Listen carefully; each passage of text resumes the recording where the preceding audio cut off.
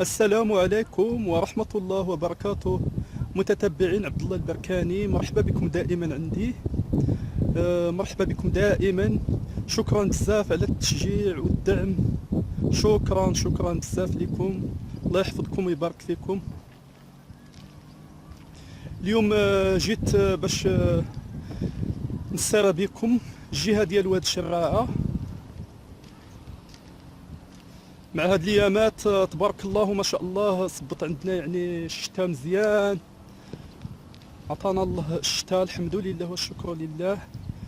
ايوا جيت باش نوري لكم واد الشراعة، واد زقزل.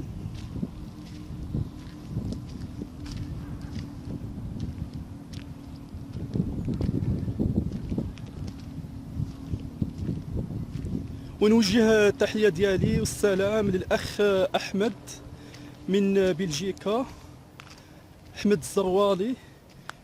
ألف تحية والسلام ليك، وألف تحية والسلام لجميع الإخوة والأخوات من داخل الوطن وخارج الوطن ومن كل الدول العربية الشقيقة.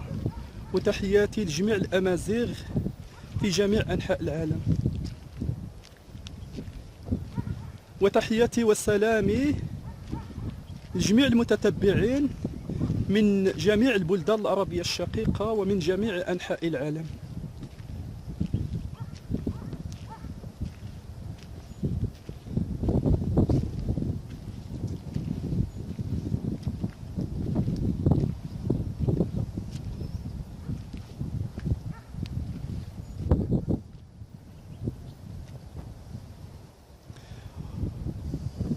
ونتمنى منكم تشجعوني دائما وتدعموني في هذه القناة وتبارطاجيو الفيديو في مواقع التواصل الاجتماعي.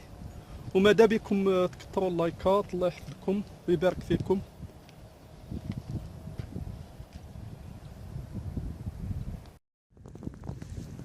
المهم خوتي خواتاتي، انا عاد راني سارة بكم وخليكم معايا حتى لاخر الفيديو.